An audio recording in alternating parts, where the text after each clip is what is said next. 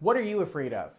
Do you know? Do you know how to face it? Do you know how to fix it? Listen up and I'll talk to you about how.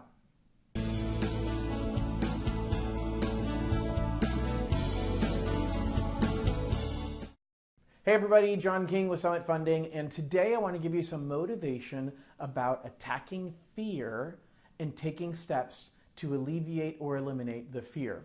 So normally I do all my videos straight from the cuff. This time I'm going to read a little bit off of a cheat sheet because I want to make sure I cover some very, very important points today. And the first thing I want to talk about is there's really two reasons why we have fear, or two things that fear comes from. And the first one is we're trying to control something we can't control. Think about those things in your life that you are trying to exert control over that you cannot control. That creates fear. Maybe you have a fear of flying. Guess what? You cannot control the actions of the pilot. You cannot control the mechanical situations of the plane. The likelihood of something going wrong is really, really low. But the truth is your fear is based on you trying to control something that you cannot control.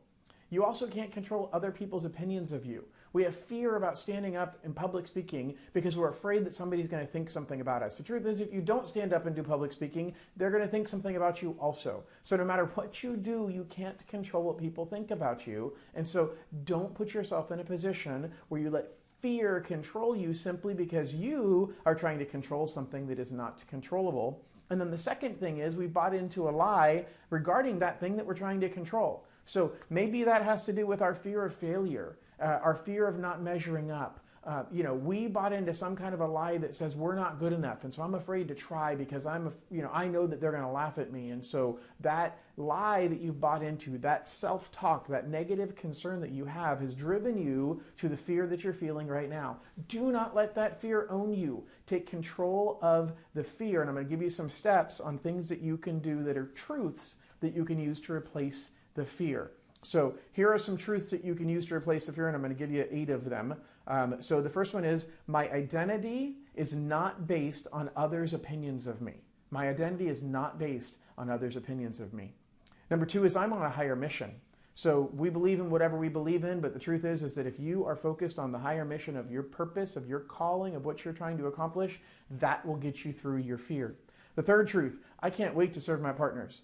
I can't wait to serve those people I'm partnered with in business and partnered with in life to take care of their needs. And if you're focused on serving their needs, you're not going to be afraid of picking up the phone and making that call to offer that service of taking care of their needs.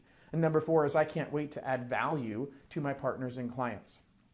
The next 4 truths I'm going to talk about, again, I'm going pretty quick. This is pretty long, but I think it's really, really good information, is my confidence comes from serving others. So this is a lot about service. It's a lot about shifting your mindset. If you're afraid to step out and make that sales call, if you're afraid to ask for the business, think about the fact that you truly are serving others, and your confidence comes from serving other people.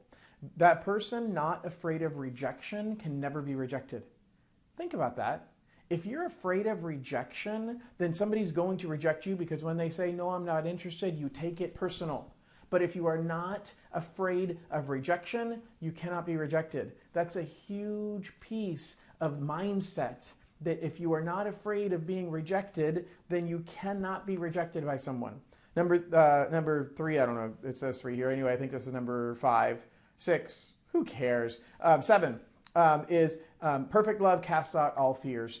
So love is something that as you're focused on love, and again, I'm not talking necessarily romantic love, I'm talking about just caring for the other party. Your fears go away because you are focused on the action of putting their needs first, and therefore that replaces the fear that you have.